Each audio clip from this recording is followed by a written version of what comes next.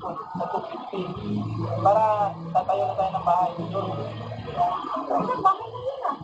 Hindi, gagawin doon sa doon. Hindi pa. May yung pa? Oo. Yun ang goal natin ng pabili yun, is mabili ko. Ito naman isang loan ko dito. Sa October matatapos. Ang mauna pang matapos kasi. Kaya naman ito, pinalalaki ko nga. Ito pa maganda.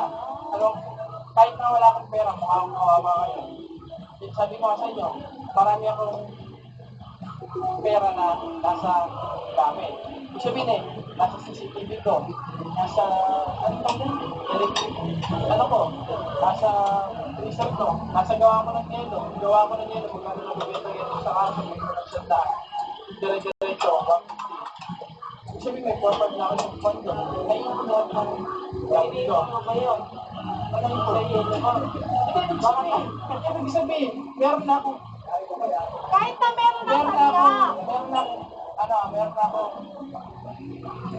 asset na magpupunos ng pera. Rose, naintindihan mo ba? Sabi, mayroon na akong freezer na ikaw mag-business ka. Wala kang freezer, parang wala gawin yelo kayo. Sabihin na meron na akong mga ganun. Yun ang ginagawa ko yun. Kaya nag-i-invest ako sa tao. Kasi, pag sa tao, siyempre, makapag-ibig tayo ng mga business. Kaya sinabi ko sa inyo ako siyempre kung ako lang naman mag-isa, wala lang akong mag-iisip, parang wala akong mag-iisip. Kung ako kasama ko ng mga ulit, ang kasama ko. Siyempre, pag umaman ako, sila makakasama ko, sila magmamano ko. Yan ang rule natin, makuha ng mga tao para bigyan sa ating bebe lang. Araw-araw, 170, nilulog sa akin. Para ako na nagpapakita lang naman sa kanya. Si Ate Tess, magkano binibigay sa akin araw-araw. Ay, dati yung 250. Parang tayo na rin ang binigay sa kanila. Ganun nalagdag natin yung mga nag-business.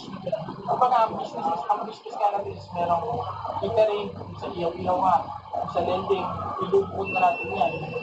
Pero hindi pa talaga natin kaya ngayon kasi nga hindi na lahat ng pera dahil nga sa pagtutulong ko rin. Hindi pa tayo mapag-isip. Tapos sa stock, di ba, ibig sabihin, nakita niyo kumikita yung stock. Kasi, ibig sabihin ginagalingan ko naman. Ibig sabihin kaysa bumibili na kay Bako, di ba, kukas yung pera sa atin, may labas na ng kanyang pera. Ito hindi. Bumili ako ngayon. Yun naman ang sinasabi sa inyo ng inaaral. Ito na, kung parang bumabalik-balik yung pera. Kasi, ibig sabihin bumibili kayo, di ba? Kung binibili ko sa Silicon sa 200, di ba? Ibig sabihin, nilabas ko yung pera. May silikang sa kumpaninda. Anong ginawa mo? Binuha mo yung pera. Ipilasa mo. Tumubo to, hindi. Tumubo, di ba? Ibig sabihin, tumubo. Yung tinumbo nito, ibig sabihin kumita ko rin. Ibig sabihin pinaiwasan natin yung labas-labas. Hindi lumalabas yung pera. Kaya expenses ko lang kayo. Ibig sabihin iba yung sinabi ko sa na kaya pala nag-negative tayo. Paano nga ito?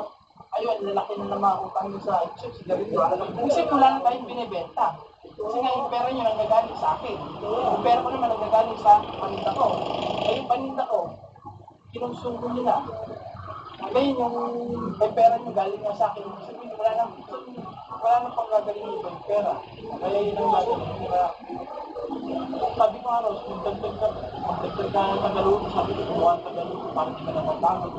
Importante, mag-manage ka. Tapos yan, dagdagan mo. Yan, isipin mo, utang lang, hulugan, at spend stay.